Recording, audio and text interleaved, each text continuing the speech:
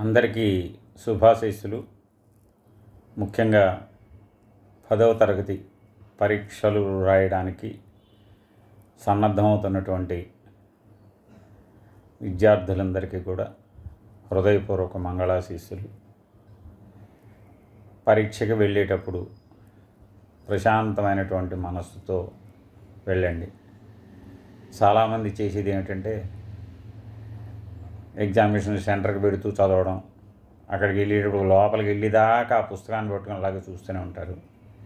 అంత అవసరం లేదు, గజిబిజి ఏర్పడుతుంది. అలా చేయకండి.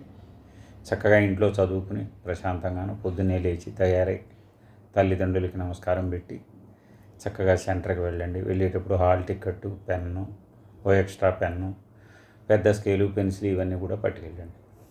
రెండోది ఏంటంటే, నేను తెలుగు టీచర్ని కాబట్టి నాకున్న అనుభవాలతో కొన్ని సూచనలు చేస్తాను. అంటే ఎగ్జామినర్గా, ఇన్విజిలేటర్గా, చీఫ్ ఎగ్జామినర్గా కూడా చేశాను. ఆ అనుభవం కొద్దీ కొన్ని చెబుతున్నాను. ఉదాహరణకి మొట్టమొదట ఇప్పుడు మారిన మోడల్ పేపర్లో ఒక పారాగ్రాఫ్ ఇస్తారు. ఓ 10 లైన్లో, 15 లైన్లో, 20 లైన్లో. రామాయణం నుంచి వస్తుంది అనుకుంటున్నాను. చక్కగా కంగారు పడకండి. టైం అయిపోతుంది, మనం ఏదో రాయలేకపోతామేమో, కొన్ని ప్రశ్నలు వదిలేస్తామేమో అని చక్కటి టైం గవర్నమెంట్ వాళ్ళు ఇచ్చారు. చాలా మంచి పద్ధతితో నడుస్తుంది ప్రశ్నాపత్రం ఏంటి, సిస్టమ్ అంతా చాలా బాగుంది. కాబట్టి ఆ ఇచ్చిన పారాగ్రాఫ్ని మెల్లగా చదవండి. అటు ఇటు దిక్కులు చూడకండి, ప్రశాంతంగా చదవండి. ఒకసారి చదివిన తర్వాత ఇంకోసారి చదవండి. ఇంకోసారి చదివిన తర్వాత మొదటిసారికి రెండోసారికి తేడా వస్తుంది. దీంట్లో ఏమిటంటే, మాకు ప్రశ్నలు ఇస్తే జవాబులు రాసేవాళ్ళం. ఇప్పుడు ఏదో సామెత చెప్పినట్టు జవాబులు ఇస్తే ప్రశ్నలు రాయవలసి వస్తుంది. 5 ప్రశ్నలు తయారు చేయడం చాలా తేలిక. గబుక్కున కంగారు పడితే తప్పులు వస్తాయి. జాగ్రత్తగా ఉండాలి. ఋష్యముఖ పర్వతం నుంచి సుగ్రీవుడు రామలక్ష్మణుని చూశాడు అంటూ మొదలు పెడతారనుకోండి ఓ పారాగ్రాఫ్. లేదా సీతా నువ్వు ఇంట్లోనే ఉండు, నేను నాన్నగారు అడవికి వెళ్ళమన్నారు, నేను వెడుతున్నాను అంటూ ఏదో మొదలుపెట్టారనుకోండి. ప్రశ్న జాగ్రత్తగా అర్థం చేసుకోండి. ఎవరు మాట్లాడుతున్నారు, ఎవరితో మాట్లాడుతున్నారు, ఏ విషయం గురించి మాట్లాడుతున్నారు. అది ఈ 3 ప్రశ్నలు వేసుకోవచ్చు. ఒక్కొక్క వాక్యంలో 3 ప్రశ్నలు కూడా వస్తాయి. మీకు రాయమన్నవి 5 ప్రశ్నలే కాబట్టి ఏమి ఇబ్బంది లేదు, చక్కగా రాయొచ్చు. కాబట్టి 5 ప్రశ్నలు జాగ్రత్తగా రాయండి. రెండోది ప్రతిపదార్థం అనుకుంటాను.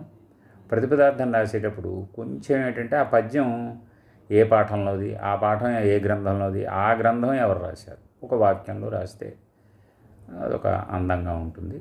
అంటే నీకు సబ్జెక్ట్ మీద గ్రిప్ ఉన్నట్టుగా తెలుస్తుంది. పద విభజన జాగ్రత్త. మా చిన్నప్పుడు మేము చదువుకునేటప్పుడు పద విభజన చేయాలి, అన్వయక్రమం రాయాలి, తాత్పర్యం రాయాలి, ఆ పద్యం ఏ ఛందస్సులో ఉందో రాయాలి, ఇన్ని రకాలు రాయాలి.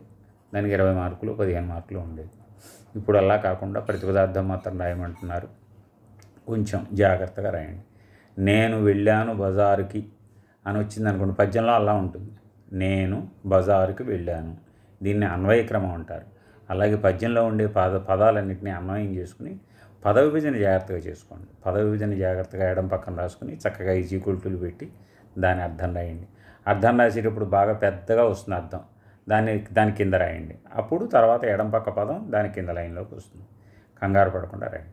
మూడోది ఏమిటంటే, పెద్ద ప్రశ్నలు వస్తాయి. 16, 17, 18, 19 అనుకుంటాను. ఆ ప్రశ్నలు రాసేటప్పుడు ఒక లిమిట్ పెట్టుకోండి. కొన్నింటికి జవాబులు పెద్దగా ఉంటాయి, పెద్దగా రాయకపోతే ఏమవుతుందో ఇలా అనుకుంటుంటారు. అవి ఏమక్కర్లేదు, చక్కగా మీరు గుర్తున్నవి రాయండి. ఇంకోటి ఏంటంటే, చాలామంది చేసేటటువంటి, అంటే తెలియక చేస్తారు పిల్లలు కదా, రాసిన జవాబులనే మళ్ళీ ఇంకో చోట ఎక్కడో రాస్తుంటారు. అదొకటి చేయకూడదు, జాగ్రత్త. ఎందుకంటే పేజ్ వైజ్ టోటల్ ఉంటుంది, క్వశ్చన్ వైజ్ టోటల్ ఉంటుంది. మేము కరెక్షన్ చేసి మార్కులు సరిగ్గా టోటల్ చేసామో లేదో అని పక్కన ఇంకొక ఆయన వచ్చి ఆయన చెక్ చేస్తారు, చీఫ్ ఎగ్జామినర్ చెక్ చేస్తారు. అందుకని తప్పించుకోవడం చాలా కష్టం. అందుకని అడిగిన ప్రశ్నలకు మాత్రం చాయిస్ ప్రకారం జవాబులు రాయండి. అది అంతే తప్ప చాయిస్ కాకుండా ఎక్కువ రాయకండి. ఎక్కువ రాసి మార్కులు వేయరు. ఎక్కువ రాస్తే మార్కులు ఎవరు వేయరు, ఎక్కువ రాస్తే ఇంకోటి ఎక్స్ట్రా రాస్తే మార్కులు వేస్తారేమో అనుకుంటారు, కానీ అలా ఏం రాయకండి. మీరు ఎన్ని రాయమంటే అన్ని ఒక ఆర్డర్లో సెక్షన్ నెంబర్ వేయండి. సెక్షన్లో ఏ క్వశ్చన్ రాయాలో ఆ క్వశ్చన్ వేసి దానికి జవాబు రాయండి. లెటర్ రైటింగ్ లాంటివి వస్తే అడ్రస్లు రాసేటప్పుడు కామాలు, పులి స్టాపులు, విషయాన్ని విభజించడం ఒకటి జాగ్రత్తగా రాయాలి. విషయాన్ని విభజించడం అనేటటువంటిది జాగ్రత్తగా రాయాలి. ముందు క్షేమ సమాచారాలు, తర్వాత ముఖ్య విషయము, తర్వాత ముగింపు, తర్వాత కుడిపక్క సంతకం, ఎడం పక్క అడ్రస్లు, ఇవన్నీ పద్ధతిగా రాయండి.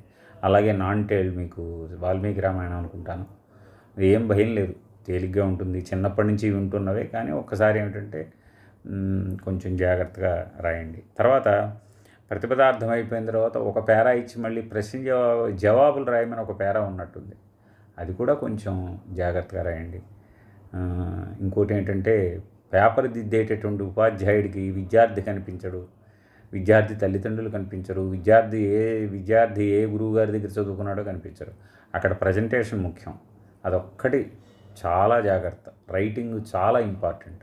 చేతి రాత అర్థం కాకపోతే వాళ్ళు ఇబ్బంది పడతారు దిద్దేవాళ్ళు. చక్కగా రాయండి. పదానికి ఎడం పాటించండి. అక్షరం మీద అక్షరానికి ఎక్కించకండి. కామాలు, పులి స్టాపులు సరిగ్గా పెట్టండి. జాగ్రత్తగా చదవండి. మీకు అందరికీ హృదయపూర్వక శుభాకాంక్షలు. మంచి మార్కులు వస్తాయి. ధైర్యంగా ఉండండి. ఏ విధమైన బెంగా లేదు. జరిగేది జరుగుతూనే ఉంటుంది. నువ్వు ఆపలేవు, నేను ఆపలేను. కాబట్టి ఏంటంటే ప్రయత్న లోపం ఉండకూడదు. చక్కగా చదవండి, మంచి మార్కులు వస్తాయి. శుభమస్తు, మంగళమస్తు.